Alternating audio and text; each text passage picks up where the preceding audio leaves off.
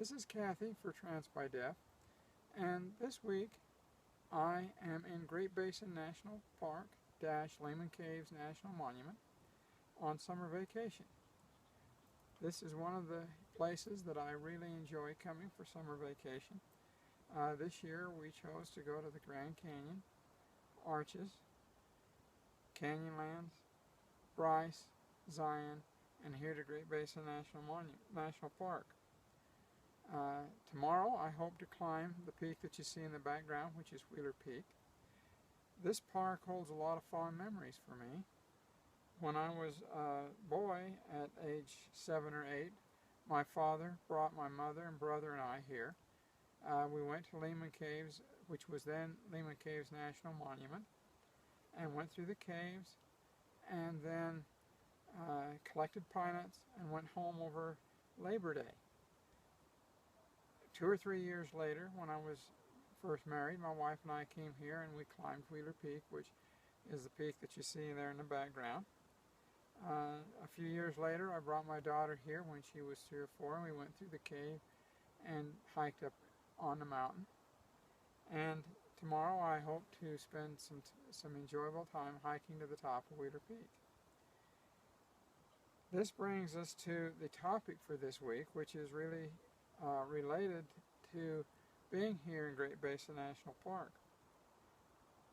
The topic is, what are your plans for your summer vacation this year? And does being transgender affect your plans for a summer vacation? I think this is a very interesting question. When I first read it, I'd heard a number of people talk about it on the internet, so I thought, well, yeah, that's a good question. For the things that I like to do of going to the national parks, and I love going to various national parks, and going to parts of the national park just like here at Great Basin, which are really secluded, or going down a trail hiking and spending some time with my family here in the park itself. And we have had no problems, no prejudice, no anything. The big problem comes when my wife plans the vacation and we go to historic sites in Illinois, in New York, in parts of Florida, where we have encountered some very intense prejudice. And I would say the prejudice is more aimed at the whole LGBT community.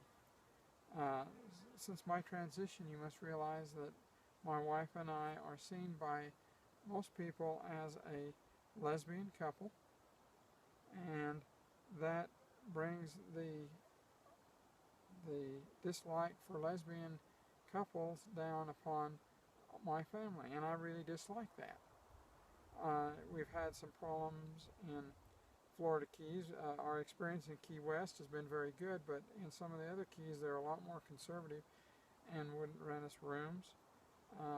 They wouldn't do the things that we would normally expect on a family vacation because of them not permitting lesbian couples to do those things. We've had this encounter the same thing in upstate New York and in central and southern Illinois.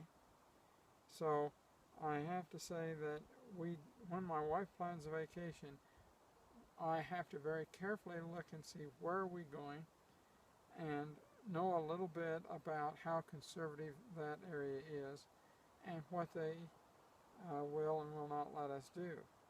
On the other hand, when I plan it going to more remote areas, we have no problems. And so I think that yes, it does play a big role in our family vacation plans being transgender, and we always have to look ahead and say, what kind of problems do we encounter? The most common one is they won't rent us a motel room. We have to be careful what kind of dining establishments we go into, particularly in conservative areas, because they treat you very poorly as a lesbian couple when you go in. We have been told that we are not welcome at a number of church-owned historic sites that are out there. So those are the problems that we've encountered with planning our summer vacation. I hope it's helpful to some of you. We'll reiterate the fact that tomorrow I hope to climb Wheeler Peak. Well, thanks for joining us. We'll see you again next week. Bye.